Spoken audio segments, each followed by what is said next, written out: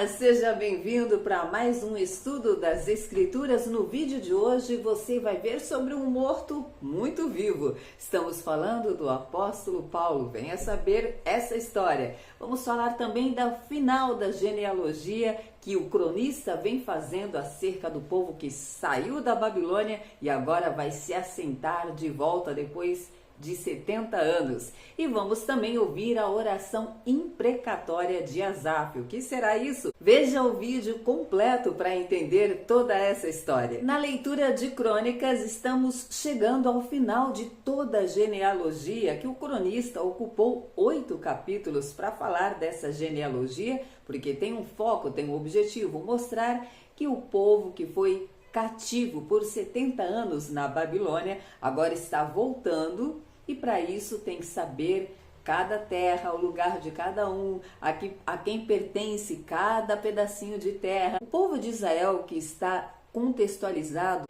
é a tribo de Judá, o povo de Jerusalém, uma única tribo que acabou absorvendo todos os remanescentes. Então agora não tem mais 2 reinos divididos. Agora a perspectiva é outra, é um povo só, voltou a ser um povo só. E a tribo de Judá incorporou, absorveu todas as tribos, os remanescentes que já haviam sido dispersos, cativos. Todo mundo está junto agora e vão tomar de novo seus lugares. Então ele vem falando de algumas posições, alguns postos que foram dados já por Davi, acerca dos levitas, por exemplo. Lembra que falamos ontem sobre os levitas, que eles tinham uma função específica para que o povo de Deus voltasse a ser o povo de Deus, tinha que ter sacerdotes. No texto de amanhã ele ainda vai continuar fechando esse assunto da tribo de Benjamim, e aí encerra-se a genealogia e ele começa a história propriamente dita. Os salmos de hoje é o último salmos de Asaf. Nós vimos ontem que esse salmo vai tendo algumas etapas. Ele começou lamentando pelas guerras que vêm dos remanescentes, daquele incesto que teve com Ló e as suas filhas. E daí surgiram novos povos, teve os moabitas, o povo de Amon, que estavam em guerra com Israel. E Asaf vem falando disso, desse lamento dele. E agora, no texto de hoje, tem uma oração imprecatória de Asaf. O que é uma oração imprecatória? É aquela oração que basicamente ele se queixa diante de Deus e pede o juízo de Deus. Que eles sejam dispersos, que sejam como esterco, é mais ou menos uma ira, uma fúria, uma revolta que o salmista deixa claro aqui, pedindo que Deus venha com a sua justiça sobre este povo. Mas na leitura de amanhã, que conclui o salmo de Asaf, nós vamos ver que o salmista já faz um outro tom sobre este pedido, essa queixa dele diante de Deus. Em Atos dos Apóstolos, o apóstolo Paulo, nós vimos ontem que ele e Barnabé estavam ali na Grécia falando para o povo grego, estavam em Icônio falando para judeus e para gregos, e o povo de repente resolveu que Paulo e Barnabé eram 2 deuses, Júpiter e Mercúrio, e quiseram adorá-los, oferecer flores. Então o texto diz que ambos rasgaram as suas roupas. Naquela ocasião, rasgar as roupas era um ato que representava dor, desespero, angústia, mostrando o quanto eles estavam ultrajados com aquilo.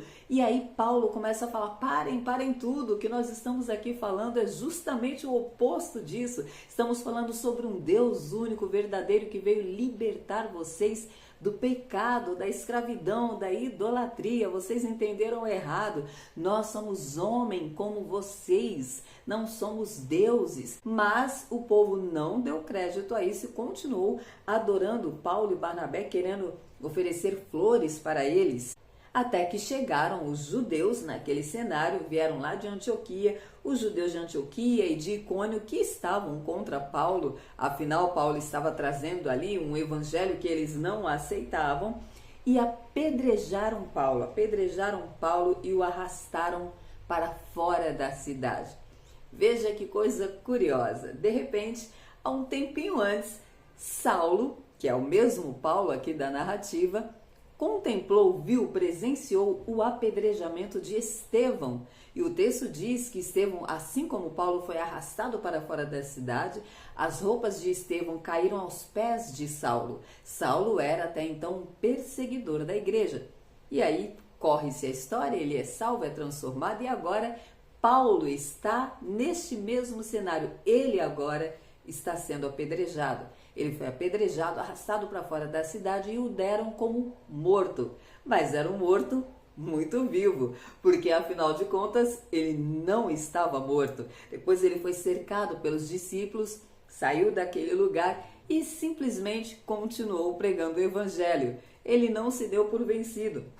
Simplesmente Paulo continuou como se nada tivesse acontecido. Quando Paulo levantou e foi continuar pregando o evangelho, ele chegou no meio de um povo que estava pregando a circuncisão.